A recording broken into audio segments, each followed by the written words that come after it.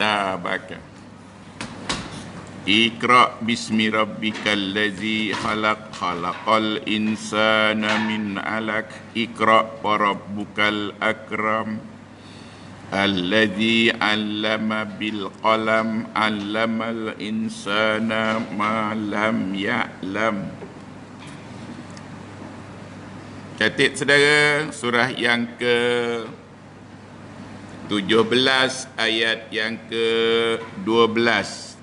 Iqra kitabaka kafa binafsikal yauma alaika hasiba.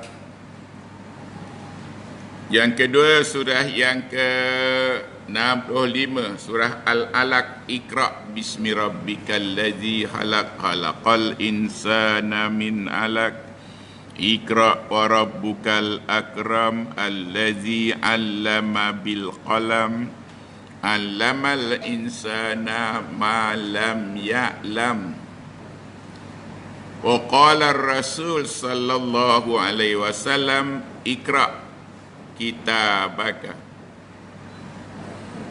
Wa qala ar-rasul sallallahu alaihi wasallam, iqra'ul qur'ana fa innahu ya'tikum yaumal qiyamati syafi'an li ashabi.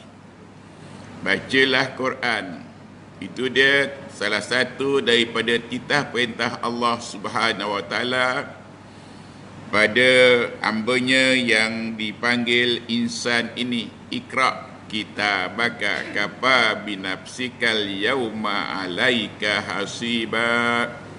Iqra bismi rabbikal ladzi khalaq, khalaqal insana min 'alaq. Iqra wa rabbukal akram, alladzi 'allama bil qalam, 'allamal insana ma lam ya'lam. Anda fahami saudara?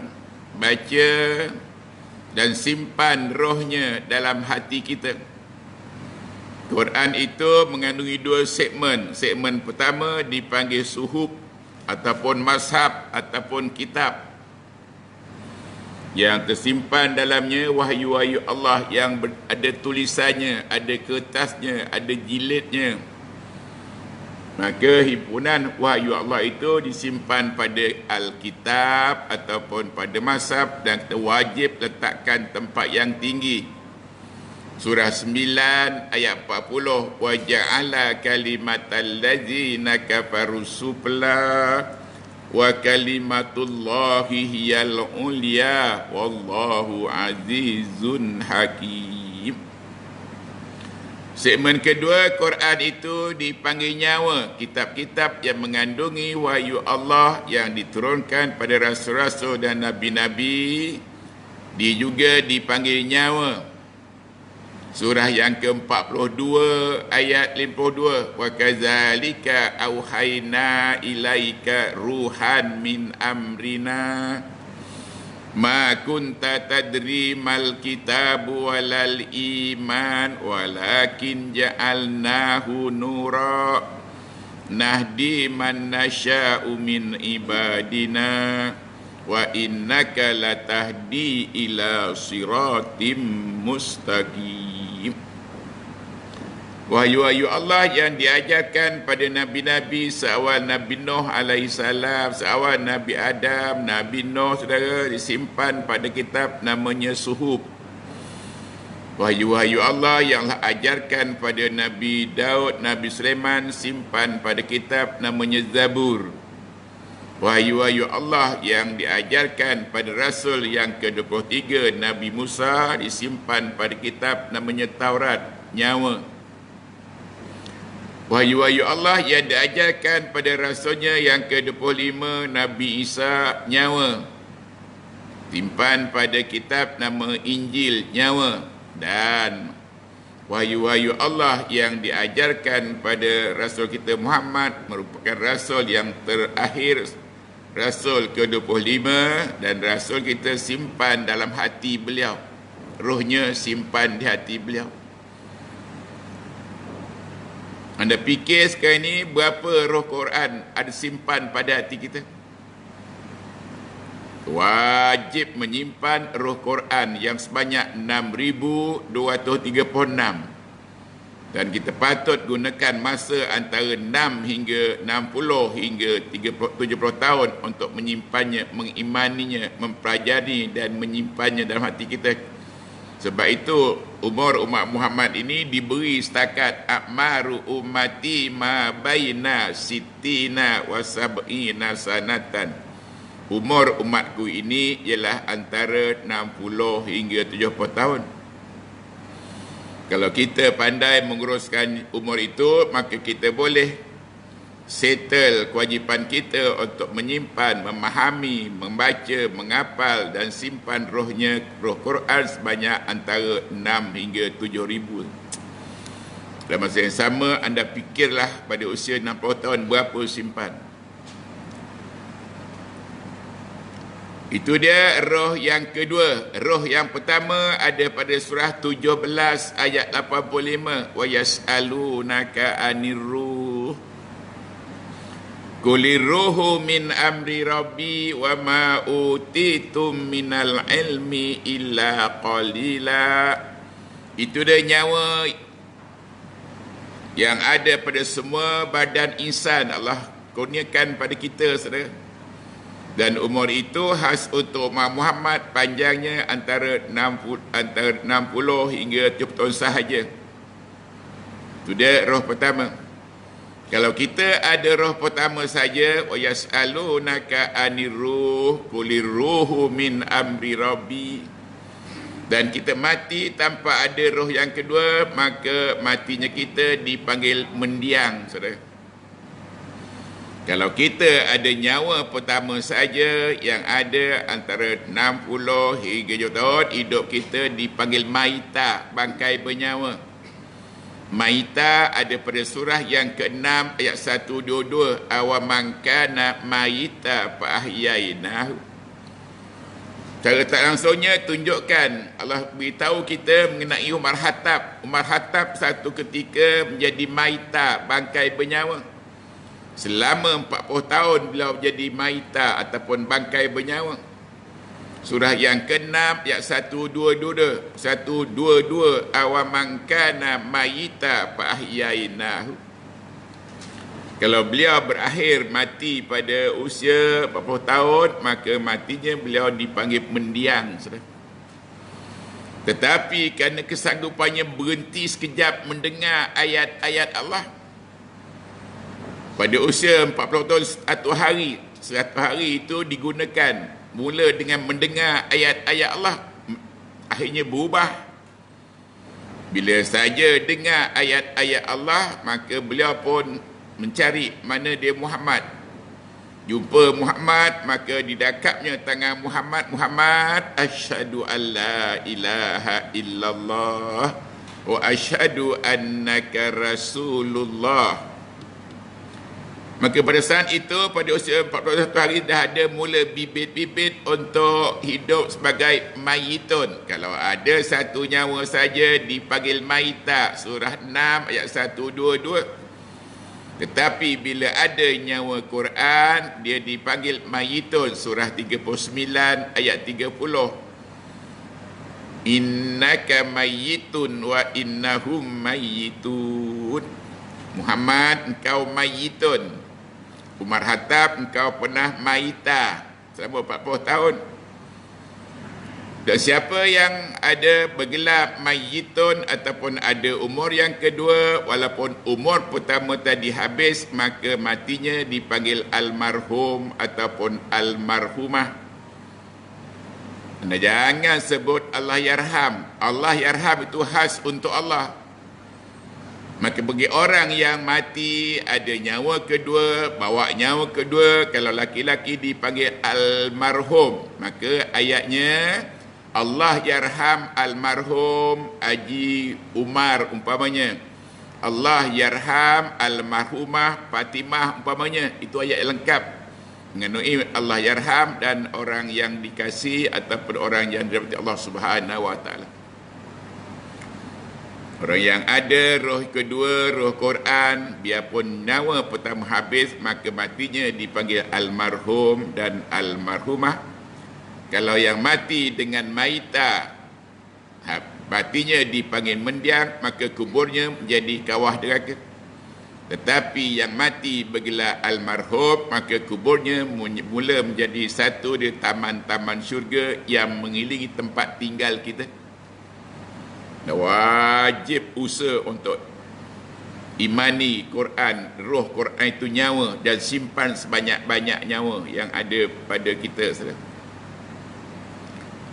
Wassalatu wassalamu ala Sayyidina Muhammad. Sambut. Allahumma salli ala Sayyidina Muhammad wa ala alihi wa sahbihi ajma'in. Muhammad antara rasul-rasul yang menyimpan 100% roh kitab. Muhammad menyimpan 100% roh Quran dalam hati beliau. Sebab itu hati beliau tak ada sikit pun penyakit. Tak macam hati umatnya, terlampau banyak penyakit yang disimpan pada hati kerana mereka menyimpan sikit sangat roh Quran pada hati mereka. Hati yang tak menyimpan roh Quran ataupun sikit menyimpan roh Quran, hatinya dipanggil marad. Fi qulubihim maradun fazadahumullahu marada walahum azabun alimun bima kanu yaksibun. Marhatab mula menjadi maitun mula dengan mendengar. Tak banyak pun ayat yang mula didengarnya, sekadar 6 ayat surah 20. Apakan saudara? Dan jampikan pada anak-anak kita yang lasak sangat ke, yang malas sangat bacakan itu, supaya lembut hatinya, keras hatinya.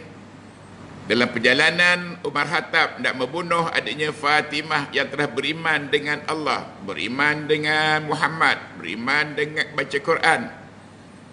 Menambah berangnya hati abangnya Umar Khattab, lantas mengasah pedang saudara. Habis tajam, cukup tajam pedangnya, pergi ke rumah Fatimah. Kebetulan Fatimah sedang baca surah Taha. Baca apakan? Taha ma anzalna alaikal qur'ana litashka illa tazkiratan liman yahsya tanzilan mimman halaqal arda was samawatil ula. Ar-Rahmanu alal ashistawa lahu ma fis samawati wa ma fil ardi wa ma bainahuma wa ma tahtas sara. Pertama kali mendengar 6 ayat dari surah Taha, muka beliau mula berubah. Perubahan pertama berlaku serentak, iaitu yang pertama mengeremang bulu romanya. Kali pertama dengar baru 6 ayat, mengeremang bulu romanya. Yang kedua, mula takut, bibit-bibit takut dengan Allah mula berpotek. Dan mula lembut hatinya. Allahu nazzala ahsanal hadisi kitaba mutasyabiha masani taksyairu juludul ladzina yahsyawna rabbahum summa talinu juluduhum wa qulubuhum ila zikrillah. Surah 39 ayat 23. Pertama kali mendengar ayat Quran Umar Khattab pada usia 40 tahun 1 hari, berubah. Perubahan itu bermula daripada mengeremang bulu romanya. Tanya diri kita, pernahkah kita berpengalaman mengeremang bulu roma? Kerana selalu baca Quran, dah lama baca Quran, tapi seorang pun rasa begitu. Itu tanda simptom-simptom hati yang sakit. Tak ada rasa peka, tak ada rasa sensitif, tak ada rasa hatinya. Dan berubah, mula rasa takut dengan Allah.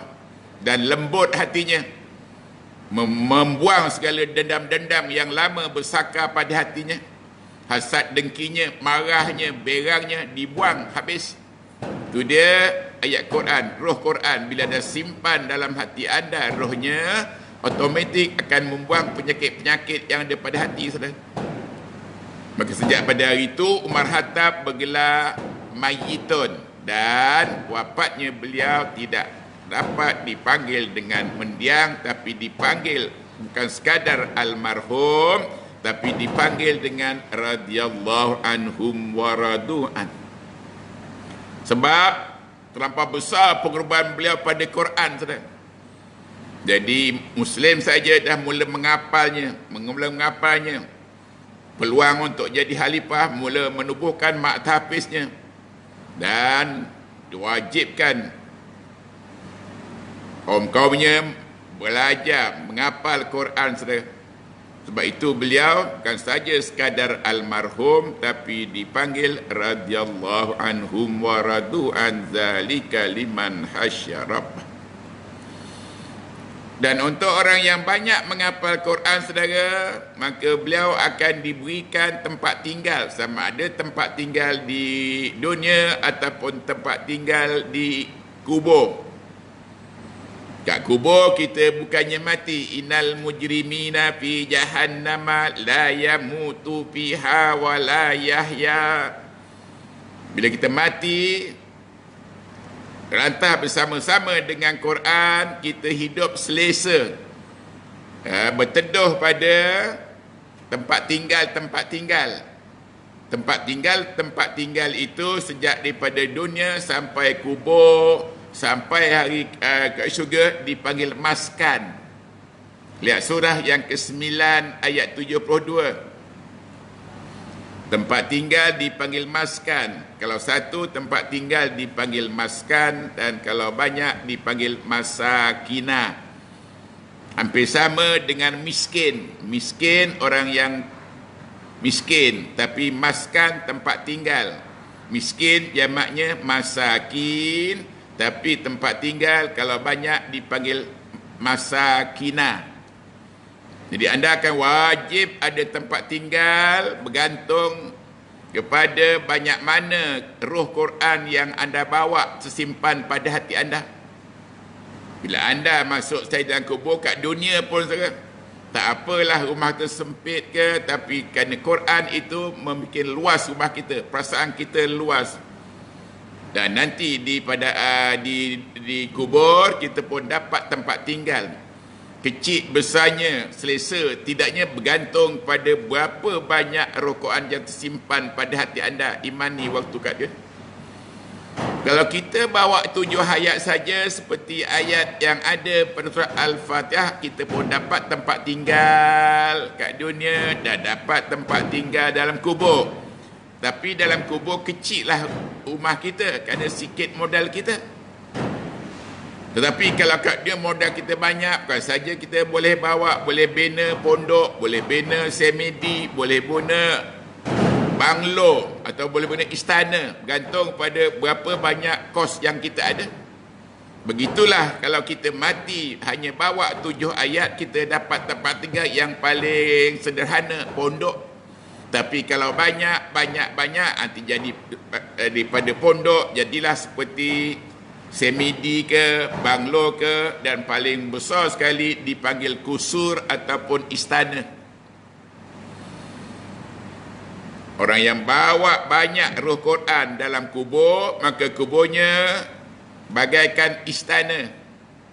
Allah ubah tanah-tanah yang busuk daripada lembik dan bau itu jadi istana. Semudah kata kun fayakun, innama amruhu idza arada syai'a an yakula lahu kun fayakun.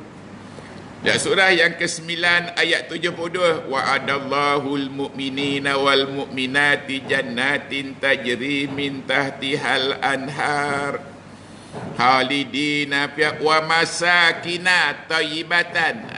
Mereka akan dapat tempat tinggal yang selesa, yang luas.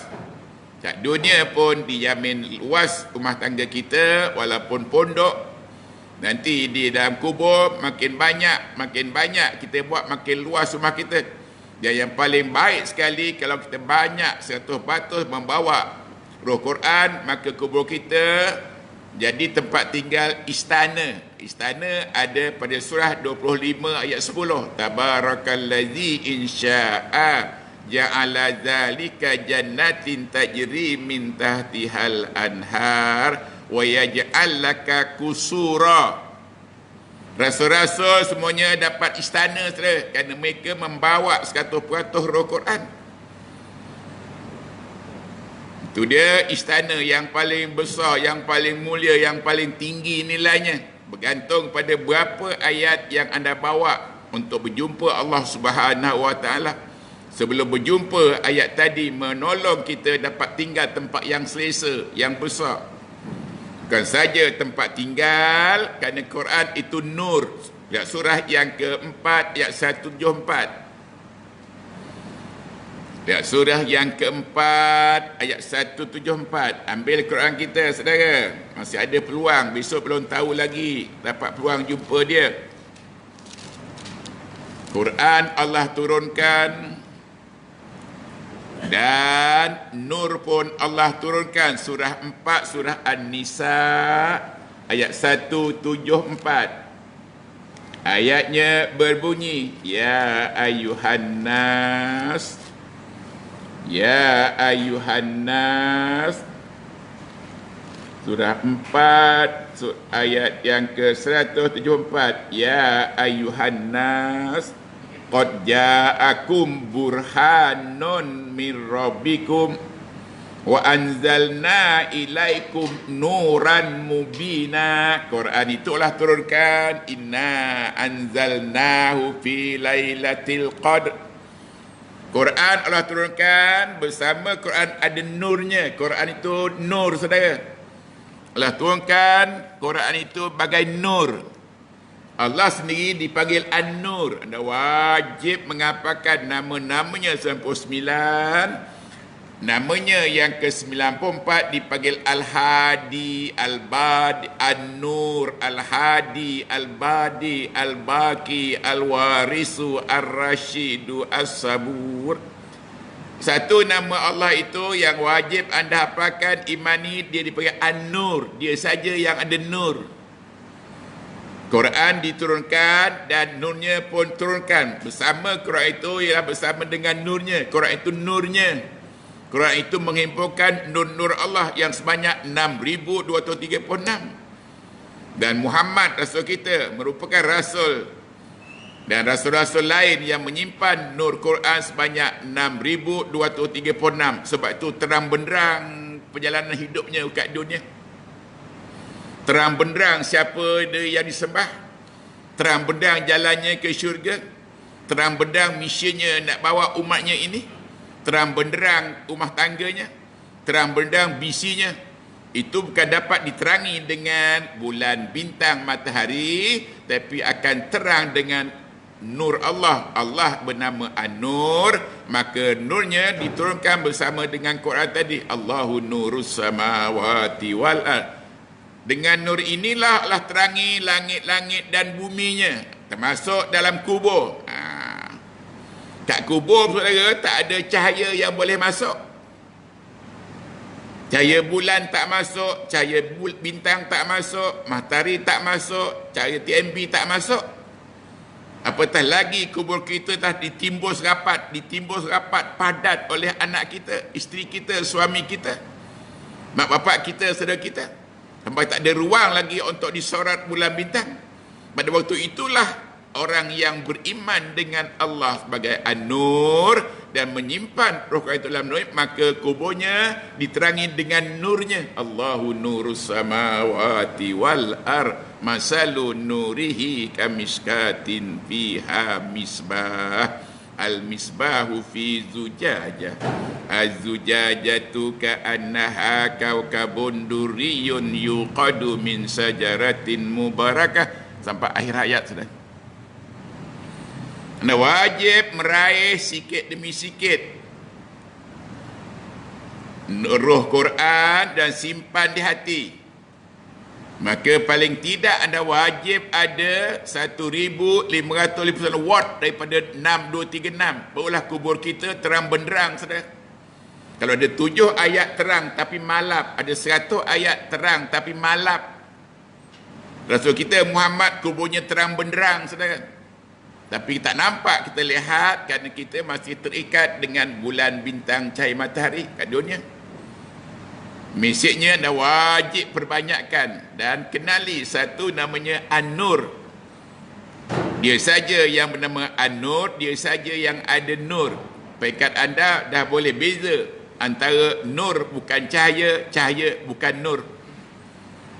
Dalam kubur kita tak perlukan cahaya, cahaya takkan sampai dalam kubur kita. Tapi kita perlukan nur. Kat dunia pun perlukan nur, kat kubur pun perlukan nur. Nanti meniti Siratal Mustaqim perlu nur, dan dalam syurga pun Quran sama kita lagi.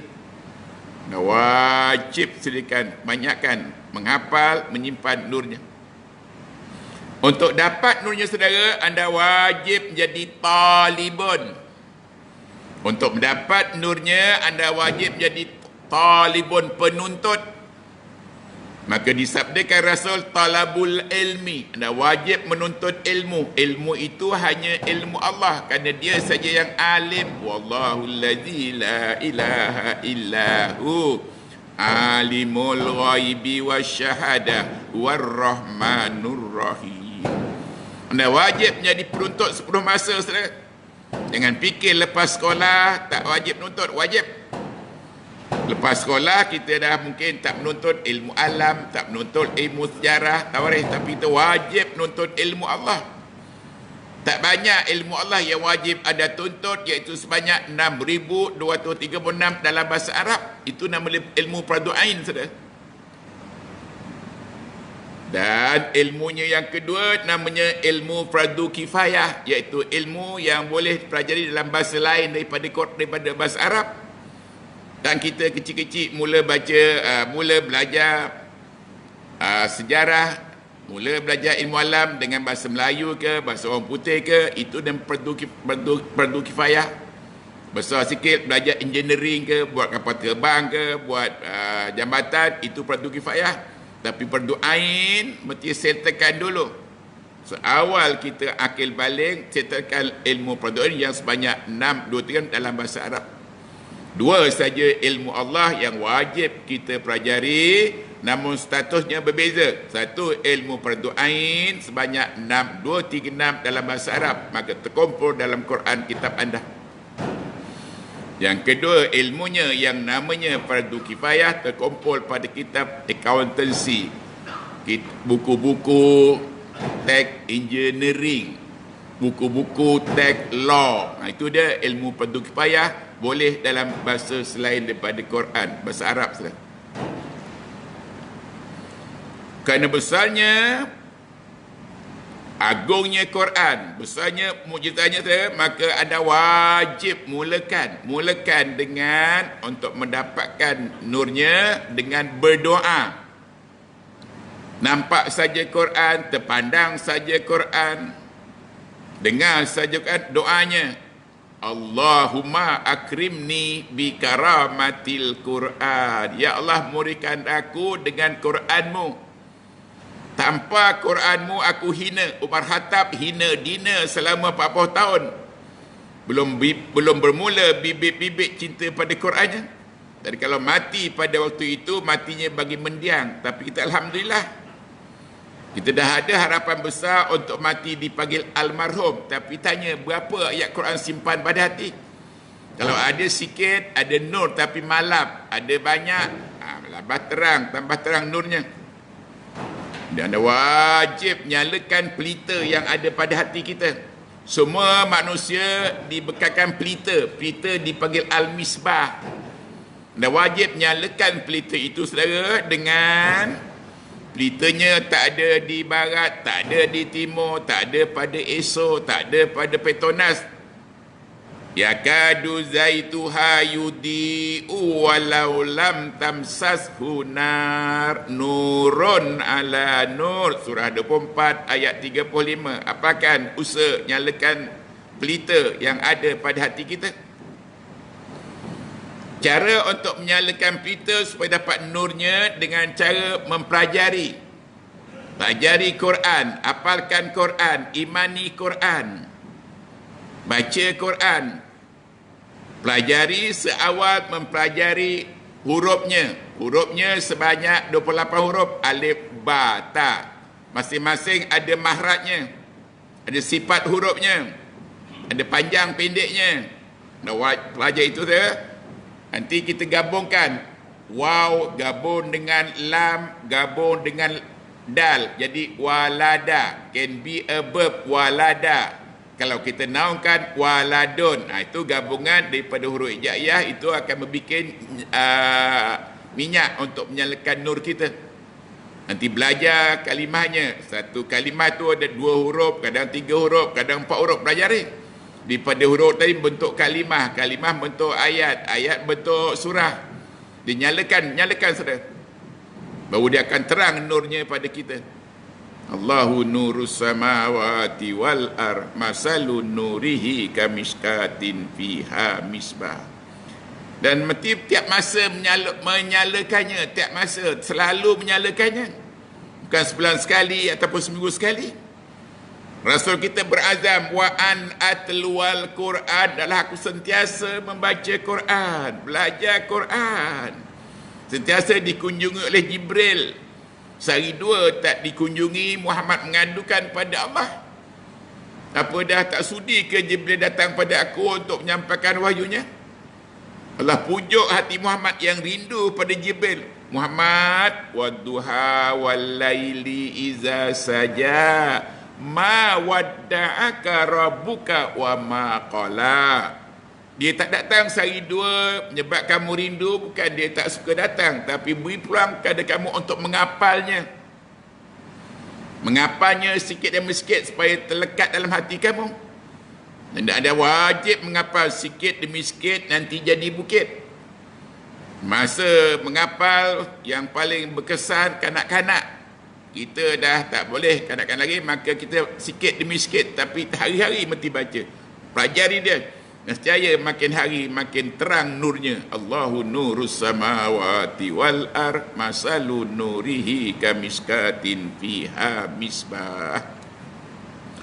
Oleh kerana Quran itu terlampau besar mukjizatnya. Mukjizat pertama yang terbesar, kalau Allah letakkan Quran atas gunung, gunung tadi bersepai. Lau anzalna hadzal Qur'ana ala jabal la ra'aitahu hasyi'an mutasaddian min hasyatillah. Cara tak langsung sindir kita. Kamu pun lemah, lembik, tapi kamu simpan satu anggota yang lebih keras macam batu. Hati kamu akan jadi macam batu. Summa qasat qulubukum mim ba'di zalika fahyakal hijarati. Kita miliki organ yang lembut tapi kerja macam batu.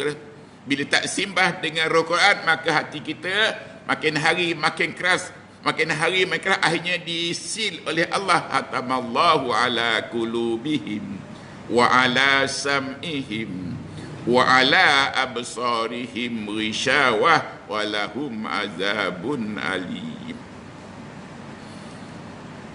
Doa selalu saudara, Allahumma akrimni bi karamatil Quran. Kalau itu terlepas pandang. Doa kedua, Allahumma arhamni bil Quran. Kalau itu juga terlepas pandang, doa yang ketiga, Allahumma ij'alil Qur'ana fi hadzal qarina. Jadikan Quran ini teman setia aku sejak kat dunia lagi. Nanti dia menemani kita dalam kubur kita.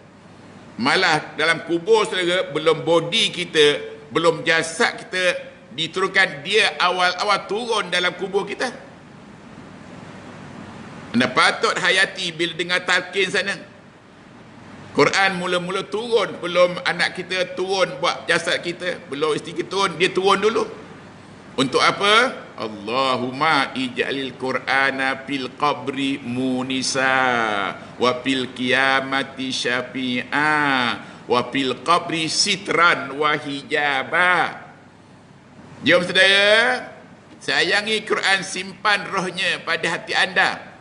Nanti belum mayat kita turun ke kubur, dia awal turun pada untuk jadi pelindung kita. Untuk jadi pelindung, untuk diserang oleh api neraka ke, untuk diserang oleh ulat ke, cacing ke. Dan banyak binatang-binatang dalam kubur, dalam tanah dalam kubur yang tak menyerang kita saudara. 2 anggota pelihara elok-elok supaya jangan jadi idaman pada semut. Kediaman pada cacing, iaitu jaga lidah kita. Kedua, jaga kita punya hati kita. Hati yang sakit akan hanya menjadi bahan makanan pada cacing-cacing. Wah, anda wajib jadikan hati anda hati yang salim. Yauma la yanfa'u malun wala banun illa man atallaha biqalbin salim. Oleh kerana doa itu penting, maka Allah ajarkan cara kita berdoa. Jangan berdoa ikut cara sendiri, ikut Allah ajarkan pada kita. Sambil raikan adab-adab berdoa. Maka untuk berdoa saudara, anda amati dulu surah yang ke-40 ayat 60. Saya ambil masa sikit lagi. Lihat surah 40 ayat 60. Gunakan dia sebagai atur acara agenda pertama untuk berdoa. Ayatnya berbunyi, wa qala rabbukum ud'uni astajib lakum. Underline ud'uni astajib lakum. Serulah daku. Nak berdoa, serulah daku. Imam-imam tadi pun saya dengar imam baca wa qala rabbukum ud'uni astajib lakum. Bagus tapi tidak terbagus. Kerana itu baru separuh ayat dari satu ayat. Nah, jangan kurang-kurangkan saudara. Maka ayatnya yang lengkap mula daripada wa qala rabbukum ud'uni astajib lakum. Sambung, innal ladzina yastakbiruna an ibadati sayadkhuluna jahannama dahirin. Baru lengkap satu ayat. Nah, jangan pandai-pandai mengurang-urangkan saudara. Tadi daripada satu ayat tadi, kita ambil adab pertama, cara pertama hendak berdoa, ud'uni astajib lakum. Serulah dia saja yang boleh penuhkan seruan kita. Dia saja yang boleh perkenankan seruan kita. Dia saja yang boleh beri apa yang kita minta. Wa atakum min kulli ma sa'altumu wa in ta'uddu nikmatallahi la tuhsuha. Dia saja yang boleh beri apa yang kita minta. Oleh itu ud'uni. Maka cara menyerunya dengan 3 cara. Pertama, Allahumma. Kedua, Rabbana. Ketiga, Ilahana. Baru menyeru. Dan keadaan-keadaan yang biasa anda gunakan sama ada single out kan dia satu-satu. Allahumma hadini fiman hadait. Boleh. Rabbana wa atina ma wa'atana. Boleh. Ilahana. Minta apa dia? Ilahana ubuduni. Ilahana, engkau yang kami sembah. Itu dia. Mulakan doa dengan menyeru sama ada Allahumma ataupun Rabbana ataupun Ilahana. Walaupun kita seru sama ada Allahumma, Rabbana, Ilahana, anda mesti tahu bila hendak pakai Allahumma dan bila hendak pakai Rabbana, bila hendak pakai Ilahana. Jangan borong saja saudara. Rabbana kita pakai kalau kita mewakili atau dengan ramai orang. Kita wakil jadi imam, ramai makmum, Rabbana. Kalau seorang, Rabbi. Kalau nak seru Ilahana, itu ramai. Kalau seorang, Ilahi. Itu 3 ayat yang kita mulakan untuk menyeru Allahumma, Rabbana, Ilahana. Walaupun saudara serunya ringkas, tapi pada tiap-tiap Allahumma, Rabbana, Ilahana, di sana terselit 104 aqaidul iman.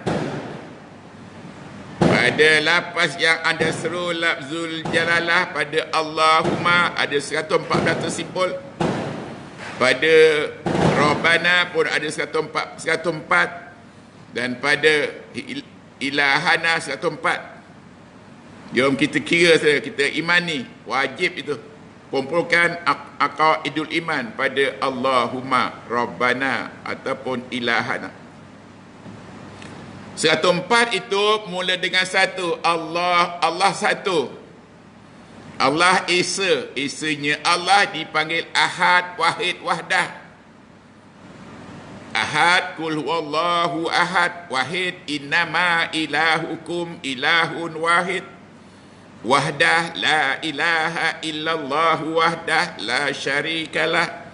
Lahul mulku, wa lahul hamdu, yuhyi, wa yumit, wa huwa ala kulli syai'in qadir. Itu baru satu di 104. Nah, lekas-lekas tambah dengan 100, dengan 99, genap 100.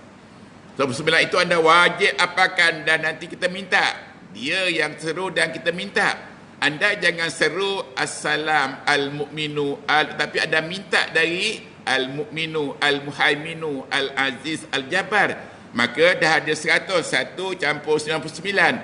Sebab itu anda wajib apakan? Inna lillahi tis'a wa tis'ina isma wa man ahsaha dahalal jannah.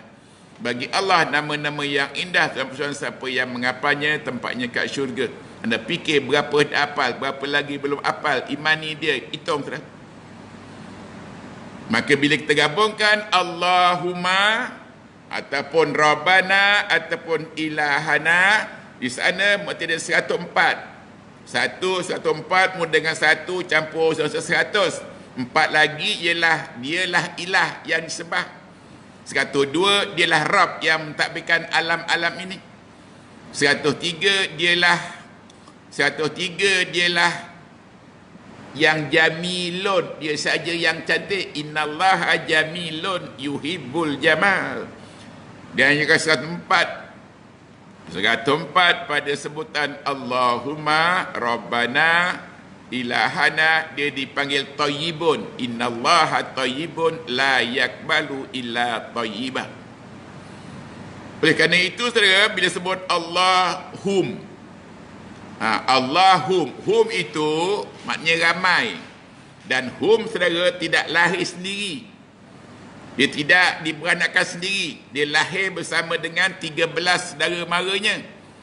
Juga anda wajib mengapalnya, iaitu huwa, huma, hum, hiya, huma, hunna, anta, antuma, antum, anti, antuma, antuna, ana, nahnu. Itu dia kawan-kawan, kerabat karib yang bermula daripada hum. Asalnya hum, tapi kita terpaksa bagi atas huma kerana sebab sebelah itu mewakili hum, dia tempat yang kita minta. Sebab itu panggil huma. Dipanggil bagi atas, dibaca bagi atas sebab dia maf'ul bih daripada nahunya. Maka bila tergabungkan dia dengan namanya yang diseru, anda wajib gabungkan dengan 7180. Tadi anda ada 40 60 campur dengan 7180. 7180 berbunyi innalillahi tis'a wa tis'ima pad'uhu biha. Allah Rabbana ilah kita seru dan minta tujukan pada 99. Seperti Allahumma Rabbana ya salam salimni minhuma nahafu. Allahumma Rabbana ilahana ya razak urzukni min haitsu la yahtasib. Allahumma Rabbana ilahana ya hasibni hisaban yasila. Jadi kita telah comply dua syaratnya. Pertama, udu'uni, iaitu 40 60 campur dengan 7180, iaitu minta. Anda berarti jelas minta pada sesuatu namanya, bukan minta pada Allah. Allah kita seru. Dan kita tak seru namanya, tapi seru Allah. Ud'uni, barulah astajib lakum, barulah kita minta pada 99 itu. Sebab itu bila sebut kita jamakkan Allahumma Rabbana ilahana. Dan saya akan sambung nanti saudara. Maka kita minta di rumah nanti, kerana penting Allahumma Rabbana ilahana akrimna bi karamatil Quran. Allahumma Rabbana ilahana irhamna bil Quran. Saya akan sambung pada penerangan kata insya-Allah. Sementara itu di rumah apakan surah 2 ayat 200 sampai 202. Apakan dulu di rumah surah yang kedua Al-Baqarah dari ayat 200 hingga 202. Saya akan sambungkan dengan Allahumma Rabbana ilahana ya Rabbana ya hasibni hisaban yasira. Jom kita akhiri dengan pertemuan kita dengan doa saudara. A'udzubillahi minasyaitonirrajim. Bismillahirrahmanirrahim. Alhamdulillahi rabbil alamin. Wassalatu wassalamu ala sayyidina Muhammad wa ala alihi wa sahbihi ajma'in. Allahumma rabbana ilahana akrimna bi karamatil Qur'an. Allahumma rabbana ilahana irhamna bil Qur'an waj'alhu lana imama wa nura wa huda wa rahmah. Allahumma rabbana ilahana zakirna minhu ma nasina wa alimna minhu ma jahilna warzuqna tilawatahu ana al-laili wa atrafan nahar waj'alhu lana hujjatan ya rabbal alamin. Wa sallallahu ala sayyidina Muhammad wa ala alihi wa sahbihi ajma'in. Subhana rabbina rabbil izzati amma yasifun wa salamun alal mursalin walhamdulillahi rabbil alamin. Wabillahi taufiq wal hidayah.